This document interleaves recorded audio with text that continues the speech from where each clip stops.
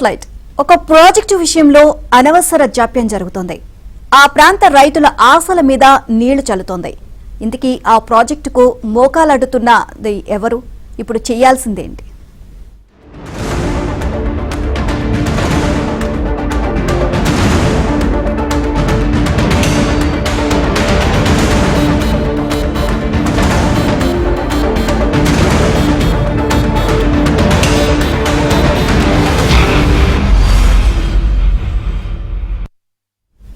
కృష్ణానదిలో లక్షల క్యూసెక్కుల వరద నీరు సముద్రంలో కలిసిపోతుంటే రాయలసీమ మాత్రం ఇప్పటికీ నీటి కోసం ఎదురుచూస్తుంది. కరువును తరిమి కొట్టి సీమను సస్యశ్యామలం చేయాలి అన్న మహత్తర లక్ష్యంతో ప్రారంభమైన గాలేరు నగరి సుజల స్రవంతి ప్రాజెక్టులో గోరుకల్లు బ్యాలెన్సింగ్ రిజర్వాయర్ కీలకంగా మారింది. అయితే అధికారుల నిర్లక్ష్యం, అసంపూర్తి పనులు, కోర్టు వివాదాల కారణంగా ఈ జలాశయం భవిష్యత్తు మళ్లీ ప్రశ్నార్థకంగా మారింది. రాయలసీమ రైతుల ఆశల నిలయం గోరుకల్లు దీనస్థితిపై ఏబిఎన్ స్పాట్లైట్.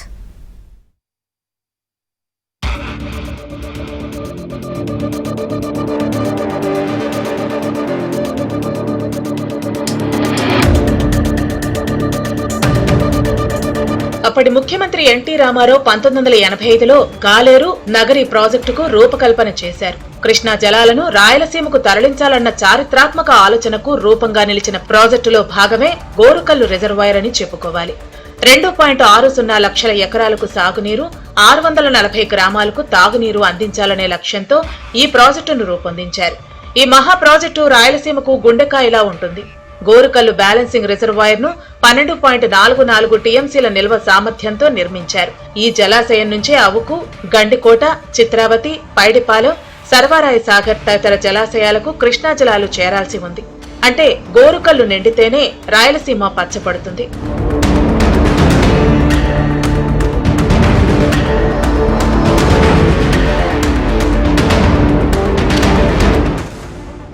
మొదట్లో వేగంగా సాగిన పనులు 2009 తర్వాత నత్తనడకన నడిచాయి. ఈ నేపథ్యంలోనే రాష్ట్ర విభజన తర్వాత టీడీపీ ప్రభుత్వం అవుకు టన్నెల్ పూర్తి చేసి గండికోటకు కృష్ణా జలాలు తరలించింది. తొలిసారిగా పులివెందుల ప్రాంతం కూడా కృష్ణా జలాలను చూసింది. అయితే 2019 నుంచి 2024 వరకు గోరుకల్లు జలాశయ నిర్వహణపై తీవ్ర నిర్లక్ష్యం చోటు చేసుకుందనే ఆరోపణలు వినిపిస్తున్నాయి. ఆనకట్ట రక్షణకు కీలకమైన స్టోన్ రివెట్మెంట్ దెబ్బతింది. శాండ్ ఫిల్టర్ మీడియా పాడైంది. మట్టికట్టలో బలహీనతలు బయటపడ్డాయి.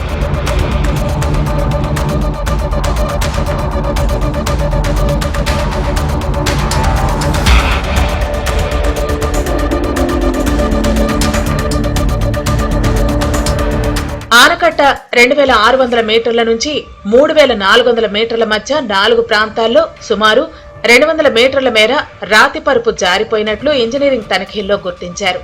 ఇదే పరిస్థితి కొనసాగితే ఆనకట్ట భద్రతకే ముప్పు ఏర్పడే ప్రమాదం ఉందని నిపుణులు హెచ్చరిస్తున్నారు. కూటమి ప్రభుత్వం అధికారంలోకి వచ్చిన తర్వాత పాణ్యం ఎమ్మెల్యే గౌరి చరితారెడ్డి ఈ అంశాన్ని ముఖ్యమంత్రి చంద్రబాబు దృష్టికి తీసుకెళ్లారు. అనంతరం జలవనరుల శాఖ మంత్రి నిమ్మల రామానాయుడు క్షేత్రస్థాయిలో గోరుకల్లు రిజర్వాయర్ ను పరిశీలించి 53 కోట్లతో శాశ్వత మరమ్మతులకు ఆమోదం తెలిపారు. టెండర్ ప్రక్రియ కూడా పూర్తయింది. పూర్తి చేయడం జరిగింది. చేసి నీళ్లు నింపడం జరిగింది. ఆయకట్టుకు నీళ్లు ఇవ్వడం జరిగింది. 2019లో వైసీపీ గవర్నమెంట్ వచ్చాక పూర్తి నిర్లక్ష్యం చేసి రాత్రి పరిస్థితి నిలిపోయినా మరి ఏం నిధులు ఇవ్వకుండా పూర్తిగా నిర్వహణ చేసింది. కానీ కుటుంబ ప్రభుత్వం వచ్చాక 5 నెలలకే 2.5 లక్షలు నిధులు ఇచ్చి మరమ్మతులు చేశారు. కానీ ఎమ్మెల్యే గారు చెట్టమ్మ గారు నిమ్మల రామారాయుడు ఇద్దరు వచ్చి చూసి ఇది వరకు దాదాపు 56 కోట్లు 53 కోట్లు అవసరం ఉంటుంది కాబట్టి చెప్పడం జరిగింది. పనులు ప్రారంభమవుతాయని భావిస్తున్న సమయంలో మరో అడ్డంకి ఎదురైంది. టెండర్ ప్రక్రియపై అభ్యంతరాలు వ్యక్తం చేస్తూ ఓ నిర్మాణ సంస్థ హైకోర్టును ఆశ్రయించింది. దీంతో మరమ్మత్తు పనులకు మళ్లీ బ్రేక్ పడింది. ఇప్పటికే వర్షాకాలం ప్రారంభమవుతూ ఉండటంతో ఈ ఏడాది పూర్తి స్థాయిలో పనులు చేపట్టే అవకాశం కనిపించడం లేదు. మరమ్మతులు ఆలస్యమైతే గోరుకల్లు జలాశయం పూర్తి సామర్థ్యమైన 12.44 టీఎంసీల నీటిని నిల్వ చేయడం కష్టమవుతుందని సాగునీటి నిపుణులు చెబుతున్నారు. గోరుకల్లు కేవలం ఒక జలాశయం కాదు, రాయలసీమ భవిష్యత్తుకు భరోసా. గోరుకల్లు నిండితే గండికోట నిండుతుంది. గండికోట నిండితే వేలాది ఎకరాలు పచ్చబడతాయి, లక్షలాది మందికి తాగునీరు అందుతుంది. కానీ వివాదాల మూలంగా మరమ్మతుల పనులు మరింత ఆలస్యం అయ్యే అవకాశం ఉంది. గత ప్రభుత్వం చేసిన అశ్రద్ధ వల్ల స్టోన్ రివిట్మెంట్ లోకి నీరు పోయి కేవలం 2 కోట్లతో ఖర్చుతో పూర్తయ్యే సమస్యను రమారామి 50 కోట్లకు తెచ్చారు. మా గౌరవ ఎమ్మెల్యే గౌరవ గారు ప్రభుత్వం వేరుపడిన మరుక్షణం నిమ్మల రామారాయణ గారి దృష్టికి సమస్యను తీసుకెళ్లి వారిని కూడా క్షేత్రస్థాయికి తీసుకొచ్చి ఇక్కడ 53 కోట్లతో అత్యవసరంగా కరకట్ట నిర్వహణ పనులను మొదలుపెట్టే క్రమంలో శ్రమించారు.